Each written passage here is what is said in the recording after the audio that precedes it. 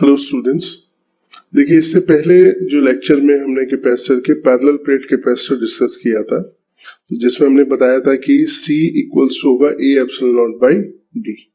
ठीक है, अब इस लेक्चर में हम जैसे हमने यहाँ पर मीडियम कैपेसिटर के बीच में वैक्यूम लिया था, अब हम इस मीडियम को ठीक है चेंज कर देंगे। अब हम लेंगे इसे डाइलेक्ट्रिक लेंगे, यानी कि इंसुलेटर इसमें डाल देंगे। तो जैसे मैंने यहाँ से पहले से किया हुआ है, तो आप देख सकते हैं कि हमने यहाँ पर देखिए यहाँ ये कैपेसिटेंस निकालने वाले हैं हम, capacitance of a parallel plate capacitor fully filled with dielectric, यानी कि इसमें पूरा मीडियम आपका क्या डाल दिया हमने, डाइलेक्ट्रिक डाल दिया, जिसका डाइलेक्ट्रिक कांस्टेंट है K। ठीक है, तो अब देखिए जब यहाँ पर आपका वैक्यूम था तब आपका जो फील्ड था वो E naught equal to sigma by epsilon naught था। ठीक है, लेकिन अब यहाँ पर फील्ड आपका जो है वो क्या होगा, E होगा आपका।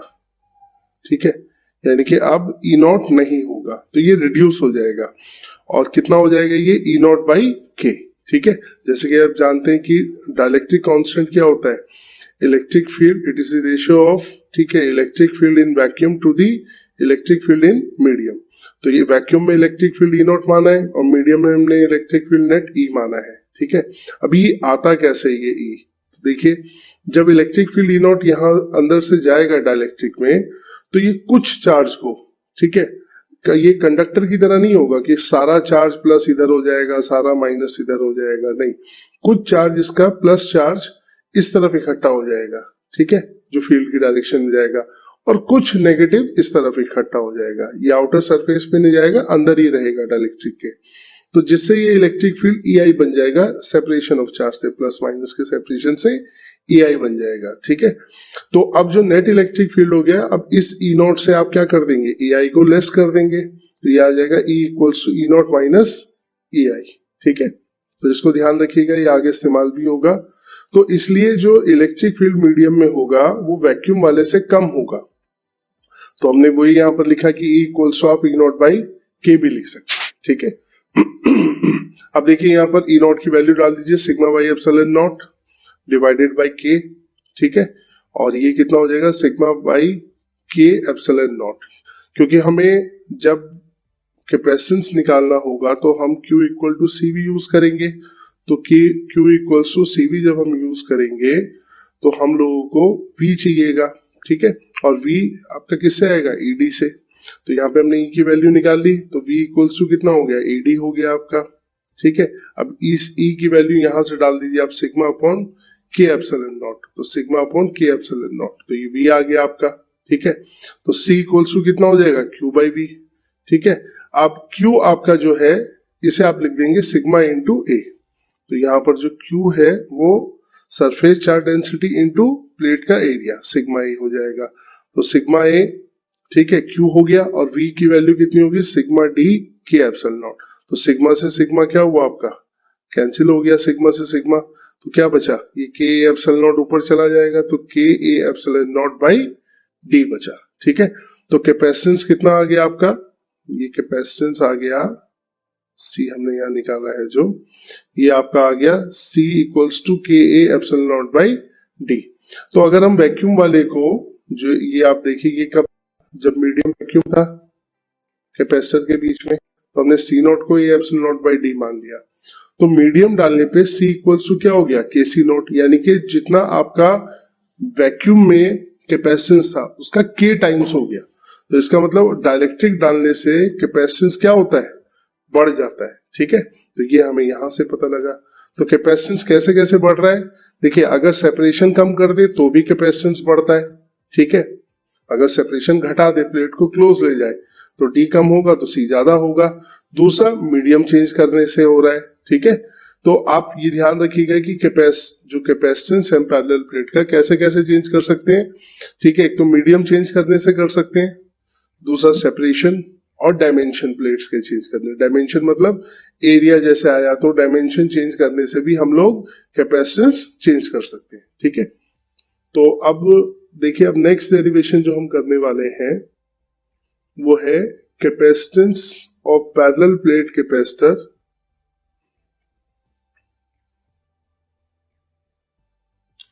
Capacitance of parallel plate capacitor partially filled with dielectric.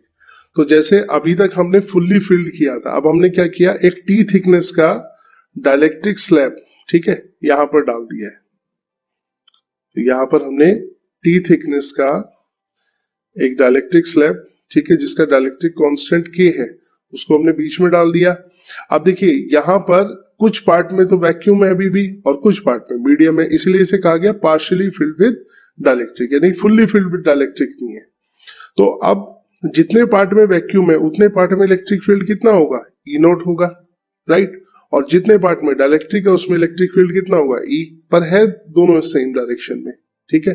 तो ई नॉट कितना हो गया यहाँ, सिग्मा बाई एप्सिलॉन नॉट पहले निकाला था हमने, और ई क्या होगा, अभी ऊपर देखा हमने, ई नॉट बाई के, ठीक है।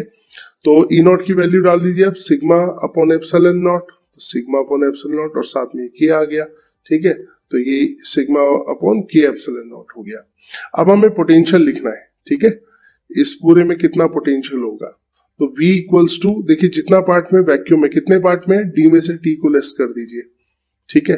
तो ED होता है, अब यहाँ पे D की बजाय D माइनस टी लीजिए, तो E not into D minus T plus ये इसके अंदर जो पोटेंशियल होगा स्लैब के अंदर, ठीक है, तो ये कितना होगा आपका E इंटू टी, तो E not into D minus T plus E T. ये E की जगह आप क्या रख देंगे, E नॉट बाई के, ठीक है। तो ये हमने E नॉट बाई के रख दिया इस स्टेप में।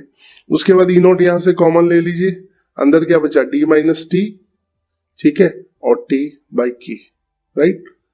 तो अब आप देखिए यहां पर, तो D minus T plus T by के। अब Q इक्वल्स टू क्या होगा, CV, और Q क्या ले लेंगे आप, Q को आप फिर लिख देंगे sigma into A, surface charge density into area. तो Q की जगह सिग्मा है और V इसके नीचे ले जाएंगे, तो V E not D minus T plus T by के, ठीक है। उसके बाद सिग्मा, यहां पर E नॉट की वैल्यू डालेंगे सिग्मा अपॉन एप्सिलॉन नॉट, तो sigma upon epsilon not, sigma से सिग्मा ये क्या हो गया, कैंसिल हो गया, ठीक है। बचा क्या, ये ए एप्सिलॉन नॉट ये ऊपर चला गया, A epsilon not D minus T plus T by के। तो कैपेसिटेंस कितना आ गया पार्शियली फिल्ड विद डाइलेक्ट्रिक में, A epsilon not upon D minus T, इतने पार्ट में वैक्यूम था, और प्लस टी बाई के, इतने पार्ट में मीडियम था, ठीक है। तो अब हम जो है इस कॉम्बिनेशन को हम लोग ये कह सकते हैं कि आपका, ये मान लीजिए कि जैसे मेरे पास दो कैपेसिटर है जिसमें एक में वैक्यूम है, ठीक है, ये वाला वैक्यूम वाला है, इसमें वैक्यूम है, ठीक है, और इसका जो सेपरेशन है प्लेट्स के बीच का वो डी माइनस टी है।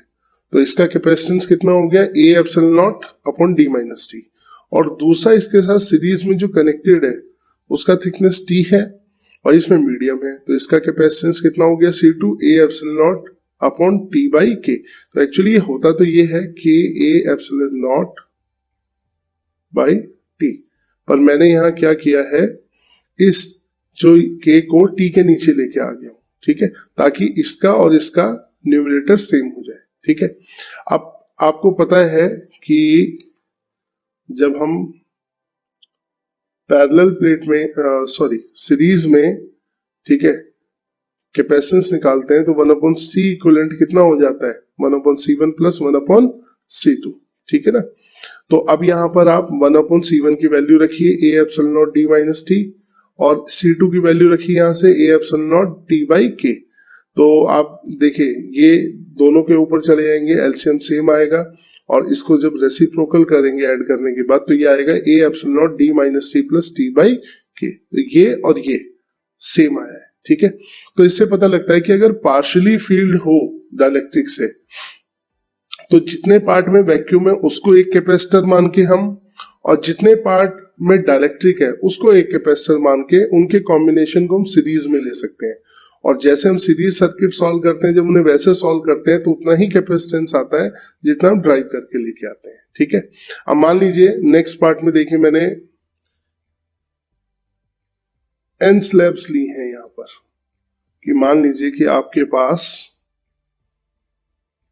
n स्लैब है, यानी कि ये फर्स्ट, ये सेकंड और सो ऑन ये n स्लैब है, यानी कि n डिफरेंट स्लैब्स हैं, डाइलेक्ट्रिक स्लैब्स जो हमने इनके बीच में डाल दी।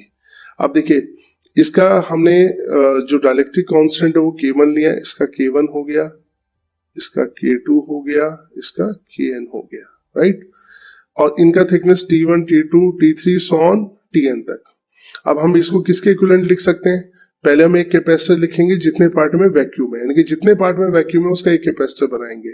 तो टोटल सेपरेशन था D।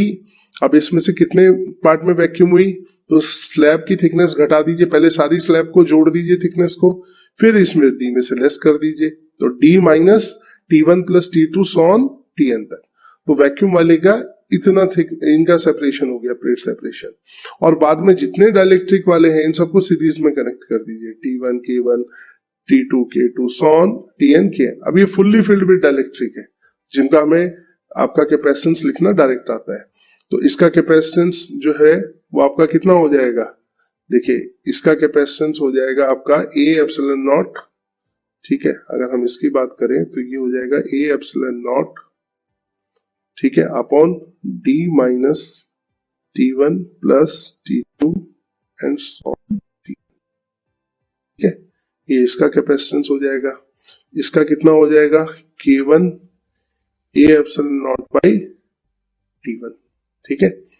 ये फुल्ली फिल्ड विद डाइलेक्ट्रिक की तरह गया। सेम इसका K2 A epsilon naught by, ठीक है, T2 हो जाएगा, और इसका हो जाएगा Kn A epsilon naught by Tn, ठीक है। और सबके K को हम नीचे ले जाएंगे ताकि न्यूमरेटर सबके सेम हो जाए। और उसके बाद बस हमने क्या करना है, 1/C equivalent equals to 1/C1 plus 1/C2 Cn, ठीक है। तो आप देखिए जब इनको जोड़ देंगे सीरीज में तो फिर ये आएगा A एप्सिलॉन नॉट, इस माइनस से अंदर मल्टीप्लाई कर दीजिए, तो D minus T1 minus T2 so on Tn तक plus T1 by K1 plus T2 by K2 so on Tn by Kn। बस आपने यहाँ वैल्यू रखनी है, इनको जोड़ना है, तो ये आपका कैपेसिटेंस आ जाएगा। तो इस तरीके से अगर आपकी n डाइलेक्ट्रिक स्लैब्स डाल दी जाए, ठीक है, पैरेलल प्लेट कैपेसिटर्स के बीच में, तो उनका कैपेसिटेंस आप इस तरीके से लिख सकते हैं।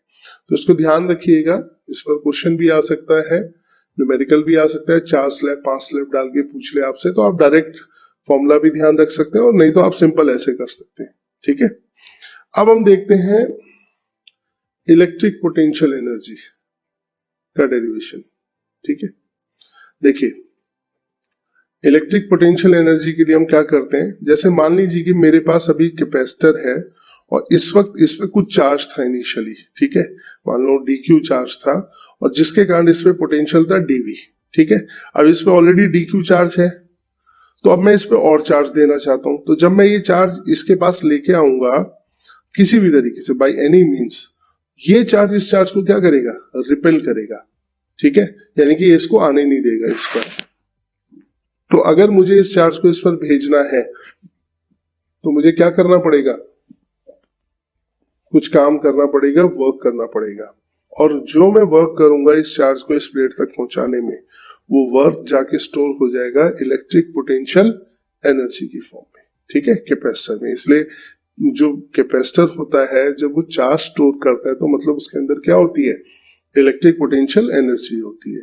तो हमने सिंपल सा वो लिया, हमने इलेक्ट्रिक पोटेंशियल के उसमें बताया था कि dV change in potential equal to du by q, यानी कि change in potential energy divided by q। और du आपको पता है किसके इक्वल होती है, dw एक्सटर्नल, जितना आपने काम किया, ठीक है, इक्वली du होगी, तो du बाई q, तो du कितना हो गया, q इंटू dv, ये हमने यहाँ लिख दिया du equals to q into dv। अब इसको हमने इंटीग्रेट किया, ठीक है, और इस Q की जगह हमने क्या रख दिया, Q इक्वल्स टू क्या होता है, CV, ठीक है, तो CV रख दिया, राइट।